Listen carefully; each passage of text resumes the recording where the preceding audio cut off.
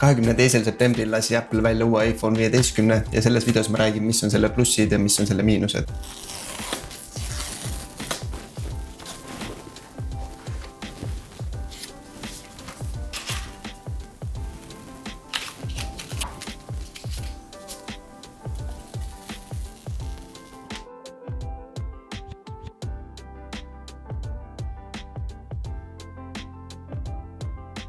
Viisteist Pro'l on siis 4 erinevat värvi ja ma valisin sinise, kuigi hästi paljud inimesed rääkisid, et see naturaalne on kõige parem, kuna siin näeb kõige vähem näpujälgi ja see on kõige ilusam, aga minu arust sinine näeb palju lahedam välja ja nagunii ma panen tegelikult siia korpus ümber, ehk siis tegelikult ei ole vahet, mis värvi see on. Ja peamine põhjus, miks ma uue telefoni ostsin, on kaamera. Kuna ma siiamaani olen kasutanud iPhone XS-i, millel saab kohe 5 aastat juba täis, ehk siis see on väga vana ja sellel ei ole see kaamera nii hea, et põhiline põhjus ongi siis kaamera, et ma saaks teha ilusaid lahedaid pilte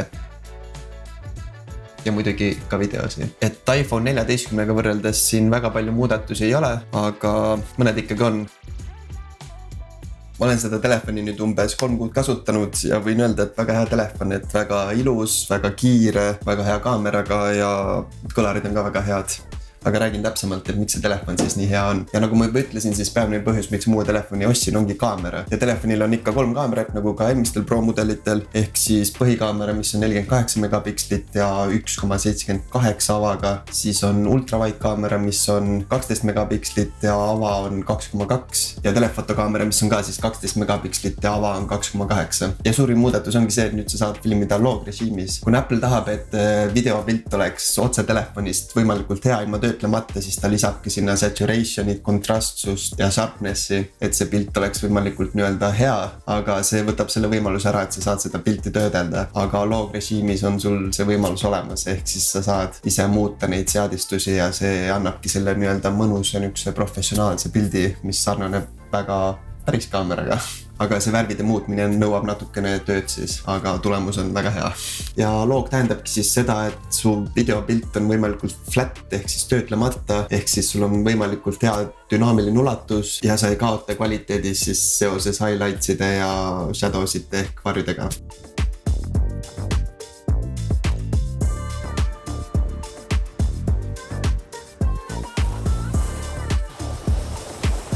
Ja videoformaatideks ongi siis 24 freimi sekundis, 25 freimi sekundis, 30 freimi sekundis ja 60 freimi sekundis, kui sa kasutad lisakõvaketast või siis mälukaardi lugejat koos mälukaardiga. Aga saab ka filmida 60 freimi sekundis ilma lisakõvaketata, kui sa kasutad Blackmagic äppi, aga sellest ma räägin natukene hiljem. Ja kui sa teed pilte ja kaadris on sul inimene, kass või koer, siis telefon ise automaatselt võtab selle fookusesse, aga muidugi saad sa ise ka seda fookust muuta. Lahe asi on ka see, et kui sa teed pildi ära, siis sa saad pärast hiljem seda fookust muuta. Et kui sa tahad, et näiteks mingi muu asi oleks fookuses, siis see võimalus on olemas, mis on ka päris äge uuendus. Ja tegelikult on telefonil ka sport mode olemas, ehk siis see teeb video niiseks mõnusaks, stabiilseks. Ja proovisin ka seda niimoodi, et ma jooksin nii kiiresti kui sain ja samal ajal hoidis siis telefoni paigal ja ütlen ausalt, et see kaader oli päris stabiilne, et see on ka päris hea, kui sul peaks olema vaja teha mingit joostes videot näiteks. Ja tegelikult on võimalus ka filmida spatial videot, ehk siis telefon kasutab 2 kaamerat, et teha nii-öelda niuke pilt, mida sa saad siis nende Apple'i prillidega vaadata hiljem. Et see võib ka päris lahe olla, et teeb pildi niukseks ruumiliseks põhimõtteliselt. Ja välivmuselt veel siis Apple kasutab nüüd siis titaaniumit, mis peaks olema vastupidavam ja ka kergem. Ja üks muudatus, mis veel Apple tegi, oli see, et kui sa nüüd selle tagumise korpuse katki teed, siis sa saad selle korpuse ainult ära vahetada, et sa ei pea kogu nii-öelda ümbrist ära vahetama. Ehk siis muidu, kui kogu ümbris ära vahetada, oli see vahetus umbes $500, aga nüüd sa saad seda teha umbes $180. Ja nüüd nad lisasid kaameral peale ka nanoscale coatingu, ehk kui sa filmid pimedas näiteks mingit valgust, siis ei teki seda flare'i nii palju. Ja ultravide kaamerale lisasid nad anti-reflecting coatingu, ehk siis pimedas peaks olema parema kvaliteediga pilt. Ja lisaks on siis 15 Pro'l ka action button, mida ütlen ausalt, ma pole tegelikult peaaegu kordagi kasutanud. Ja sellel on siis 9 erinevat funktsiooni. Esimene on silent mode, ehk siis saad oma telefoni vaiksemale panna. Järgmine on focus mode, ehk siis saad valida erinevad variante, et inimesed sind ei segaks. Järgmine on kaamera, siit saad samamoodi valida, missugust kaamerat tahad kasutada. Siis on taskulamp, siis on voice memo, ehk siis saad kiirelt salvestada midagi. järgmine on Translate, saad jällegi kiirelt tõlkida midagi, siis on Magnifier ehk siis saad kasutada telefoni luubina, siis on Shortcut ehk siis saad valida erinevaid funktsioone, mida sa saaksid selle nupuga teha ja viimane on Accessibility ehk siis saad valida jällegi erinevaid funktsioone, millega saad telefoni kasutamise teha mugavamaks. Ja mina olen selle action buttoni pannud kaamera peale, aga kui ma tahan pilti teha, siis ma lihtsalt lohistan näpuga vasakule ja kaamera tuleb ette, et ma olen lihtsalt harjunud niimoodi. Aga üks asi, mida Apple võiks teha on see, et ta võiks mitu funktsiooni panna selle nupule. Ehk siis kui vajutad ühe korra, siis teeb ühte asja, kui vajutad 2 korda, siis teeb teist asja või kui hoiab peal, siis teeb 3. asja. Et siis saaks seda nuppu palju tõhusamalt kasutada, kui sellel oleks rohkem funktsioone. Et jah, minu jaoks see nii väga suur uuendus pole, sest ma lihtsalt ei ole harjunud seda kasutama. Ja üks uuendus veel on siis USB-C auk, mille abil saad siis näiteks faile kiiremini tõsta või kui sa tahadki näiteks 60 frame'i sekundis filmida, siis paned kõva kett sinna taha ja siis ta salvestab otse sinna kettale. Et see on päris hea variant. Ja pluss siis saad laadida teisi telefone selle USB-C auga abil ja saadki faile nii-öelda kopeerida palju kiiremini, kuna see on USB 3.0, et varem oli siis 2.0. Ja kuna iPhone 15 on väga võimekas A17 Pro kiip, siis sellega saab mängida erinevaid AAA mänge ehk siis mänge, mis on tehtud suurte mängude tegijate poolt ja mida muidu saab mängida siis konsoolide või arvutiga. Aga nüüd saad seda mängida ka telefonis. Ehk siis kui sa oled gamer või sulle meeldib mingi mänge mängida, siis iPhone'iga on see variant olemas.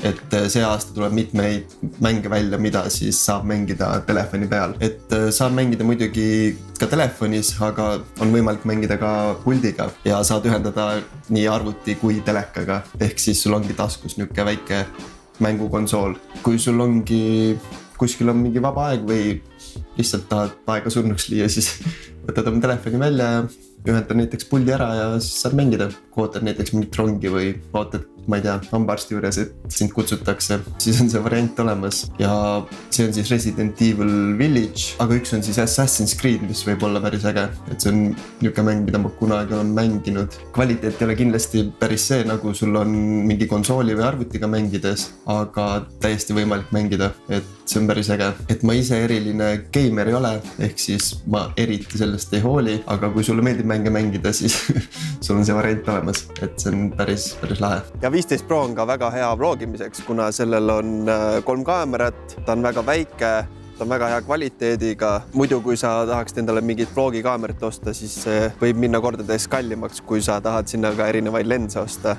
Ehk siis, kui sul on telefon on juba vanaks jäänud ja sa tahaksid näiteks hakata filmima, siis ma soovitan osta 15 Pro, et maksab natuke rohkem, aga sa saad väga hästi kasutada seda vlogimiseks.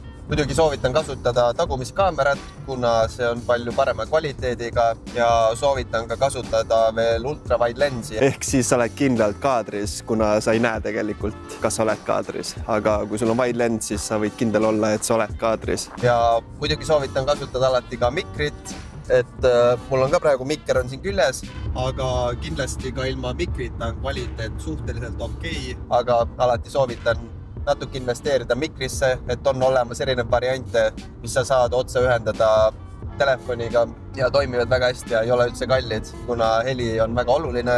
Ja üks asi veel, mida ma soovitan osta, on filter, ehk siis kui sa filmid näiteks päeval, siis see pilt läheb väga valgeks, ehk siis sul on vaja mingit filtrit, kuna muidu sa pead oma seadet sättima nii, et see hakkab juba mõjutama seda pildi nii-öelda kvaliteeti. Et on olemas samamoodi erinevaid variante, sa saad siis korpuse külge panna erinevaid filtreid.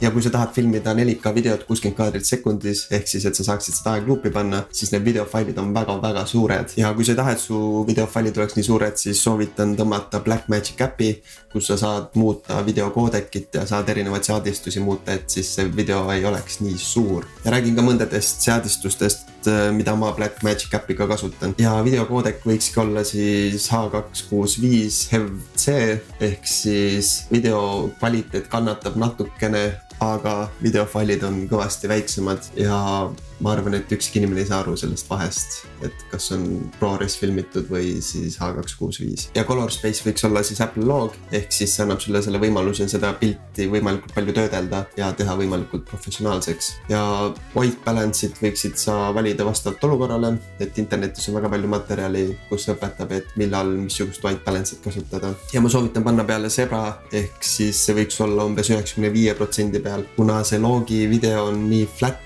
ja sa tegelikult ei saa hästi aru, et kas pilt on ülevalgustatud või mitte, siis zebrad aitavad. Et kui zebrad tulevad, siis see tähendab, et pilt on liiga valge. Ja ISO võiks olla 1250, et see pidi olema kõige parem, et teised youtuberid on teinud teste ja arvutasid välja, et 1250 on see, mis annab kõige rohkem seda dünaamilist ulatust ja ma usun, et nii on.